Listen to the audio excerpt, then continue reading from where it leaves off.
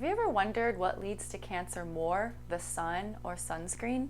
If you grew up like me, you may have used sunscreen as it was told that the sun can lead to cancer. And nowadays, there's studies coming out showing sunscreens themselves can be carcinogenic, i.e. cancer causing. And now you just don't know what to believe. And what about different levels of sun exposure? And what about different types of sunscreen? It can be very confusing. Well, I'm here to sort through it all with you, the arguments, the research, and to deliver you the truth, as well as some practical steps you can take today to protect yourself. Hi, I'm Dr. Lisa, and I help those with cancer navigate their inner journey towards health and wellness on all levels, physically, mentally, emotionally, energetically, and spiritually. And if you live in the northern hemisphere, it is summer and the sun is out. Boy, it sure is helpful to have some evidence-based practical advice on what to do at this time of year. So I'm going to be discussing two main controversies today. So these are relevant if you would like to prevent skin cancer as well as if you already have skin cancer. And the two controversies I'm going to be discussing today are: does sunscreen cause cancer or protect you from cancer? And does the sun cause cancer or protect you from cancer? All right, let's dive right in. So controversy number one, does sunscreen protect you from cancer or give you cancer? And here it is. So it has been shown that chemical sunscreens may be carcinogenic, cancer causing, but not physical sunscreens, aka mineral sunscreens. So here's the difference. Well, main takeaway, always choose a 100% physical sunscreen or mineral sunscreen. Also beware of hybrids because there will be combos of chemical and physical sunscreens, and you want to avoid that as well.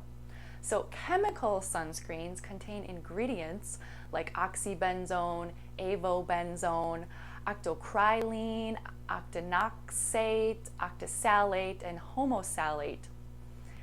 And physical sunscreens or mineral sunscreens, same thing, contain ingredients such as zinc oxide and or titanium oxide, which are shown to be safe.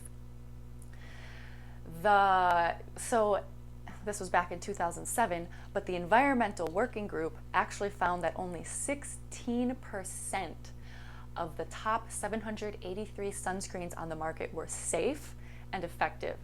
16%, that's really bad. Now, they didn't delineate physical versus chemical. My guess is a lot of those were chemical. And the difference is, so chemical sunscreens contain active ingredients like the ones I mentioned, which will absorb the sun's rays so that your skin doesn't. It absorbs the rays so that your skin doesn't. Whereas the physical or mineral sunscreens, they're like a shield and they don't even let the sun rays in at all. And really the main disadvantage of the main disadvantage of physical mineral sunscreens is that they're just a little bit chalkier, harder to apply, don't rub in quite as well, but they can rub in if you work at it. And then they typically require a little bit more reapplying if you're swimming and things of that nature, whereas the chemical ones don't. But again, they're more toxic, so don't do that. Also, the mineral physical sunscreens actually do provide a broader range of UV protection. So really that's the way to go. So in some, chemical sunscreens may be the ones to give you cancer, but not the physical or mineral ones. Okay, so that's only part of the controversy, whether they give you cancer or not, but do they protect you from cancer?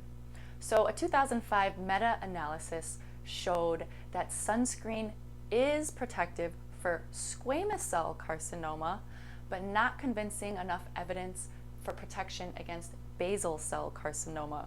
But again, this study did not delineate physical versus chemical, so it's hard to say. Actinic keratosis is a pre-malignant condition associated with the sun, and it is protected, it is avoidable by using sunscreen. As for melanoma, apparently there is also not a general association with sunscreen use and protection from melanoma.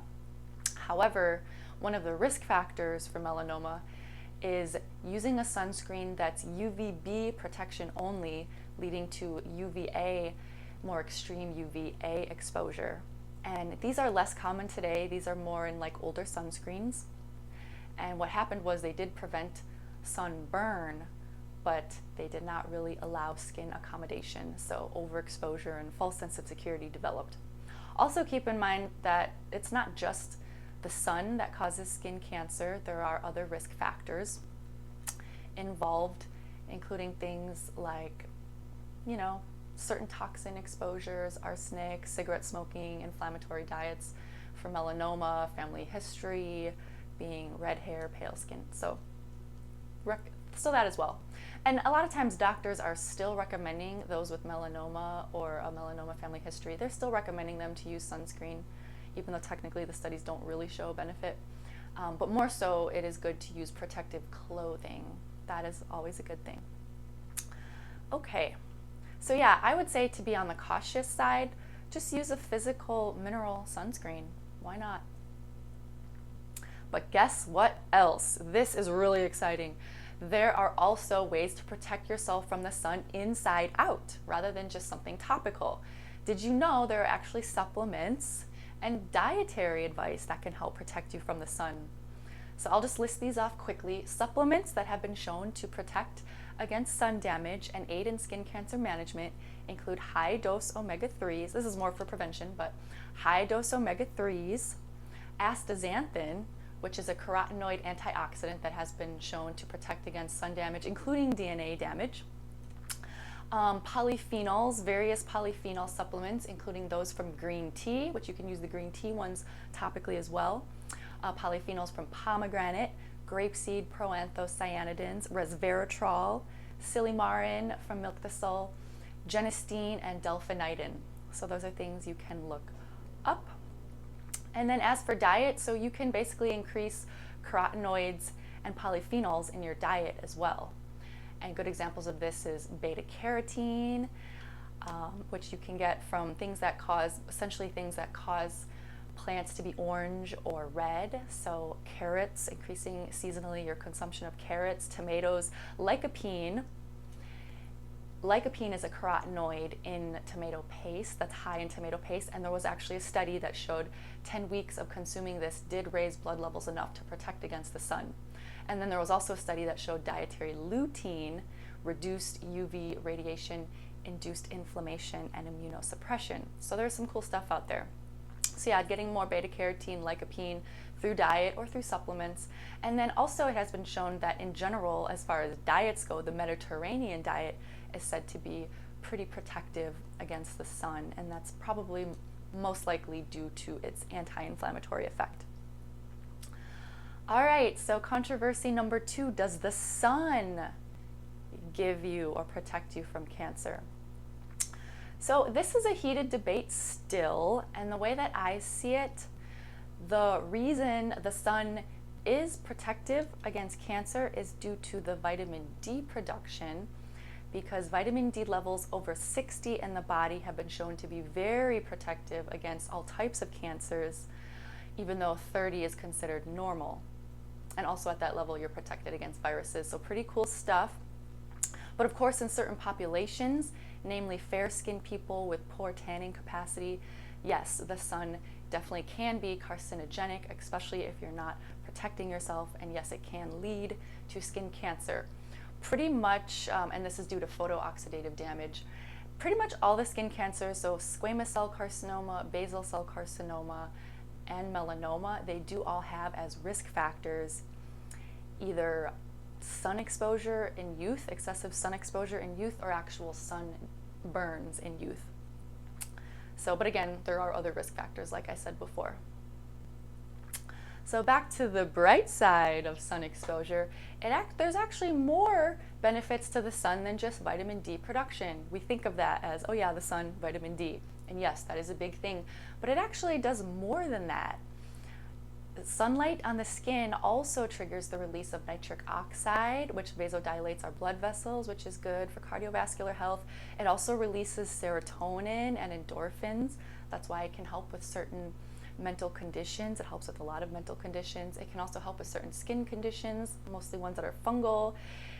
It It actually decreases autoimmune responses and reduces inflammation. And sunlight itself, not just vitamin D production, but sunlight itself has been shown to be protective against breast cancer, prostate cancer, colorectal cancer, and pancreatic cancer. So yeah, there's a lot of cool stuff that it does. Oh, it also helps improve circadian rhythms, of course, keeping us more regulated and balanced. And it's free. So there are definitely some health benefits to the sun. But of course, too much of anything can be a bad thing. Also, a cool thing, we are designed, as human beings, we are designed to receive and emit light. The emitting part is very cool. That'll be a separate video. But not only is our skin designed to absorb light and to do all the benefits like I mentioned, but our eyes as well. When sunlight hits the back of our retinas, it lights up parts of the brain, such as the pineal gland and the hypothalamus, activating them, which is a good thing. And then also there's another effect. Sunlight does affect our field, our energetic field as well, and this is called the quantum effect. I guess I won't get into that too much here. So don't feel bad if you feel like a bit of a ping pong ball with your stance on the sun and sunscreen. My relationship with the sun has evolved quite a bit over the years. When I was a kid, I feel like I tanned pretty easily, and then in my preteen, teen, early adulthood, I did not tan. I was just burning. Looking back on it, it might have been not having enough of those nutrients in my body, or not the consistent exposure that a kid who's playing outside all the time has. And at that time, when my friends were going to tanning salons, I was into vampires and goth culture a little bit, so I was totally okay with being pale. And then the years went on, and I learned about these health benefits of the sun, and I also learned about some of the more spiritual, energetic qualities of the sun. Just taking in those masculine solar energies can be a good thing too. So I did start sunning, and I would sun. And I live in Florida now, I get a lot more sun. So I'm gonna leave you with my ultimate recommendation. My ultimate recommendation is do get some sun on your bare skin, and the amount of that is really gonna depend on your skin tone, and then use sunscreen. So I'll talk about that a little bit. So the darker your skin, the more melanin you have, which means the more protected you are from the sun. That also means the more sun it takes to get the health benefits. So for example, I would say somebody around my skin tone probably could do 15 minutes in the sun, like front and back, switch front and back. If you're laying down, could do 15 minutes on each side in the sun, bare, and then put sunscreen on. Someone fairer than me, someone that freckles, has red hair, someone more pale than me, would need less. So maybe even just 7 minutes. It really depends. Could just be 7 minutes front and back. Now somebody very dark skin may need 30 minutes or more on each side in the sun to get the benefits. Now on the opposite end of that, when it comes to sunscreen, you may think, oh, if you're very dark skinned, you don't need sunscreen. And there is some truth to that. It's going to be much more unlikely for you to get some of the sun damage that leads to things like skin cancer, but it can still happen. And just because you don't get a sunburn doesn't mean there's not some damage taking place in your skin. So it's still not a bad idea, especially if you're outside a lot. So if you're very dark skinned and you're not outside that much, probably not that big of a deal, but if you are outside a lot, it can still help protect you to wear some sunscreen after that, 30, 40 minutes or whatnot with the bare skin sunning. So yeah, as with most of life, we are aiming for balance, all things at their appropriate times and their appropriate amounts based on our individualized needs. So what has been your experience with the sun and sunscreen? I'd love to hear. Please drop me a comment. Also feel free to comment on any other topics you would like to hear related to cancer. Do like and subscribe, as I do put out weekly videos on a variety of topics related to cancer, more physical aspects like this, naturopathic tips. Sometimes I get into more of the mental emotional mastery. Sometimes I get into more of the spiritual energetics. So yeah, like, subscribe, comment, and I hope you found this video helpful, and much love.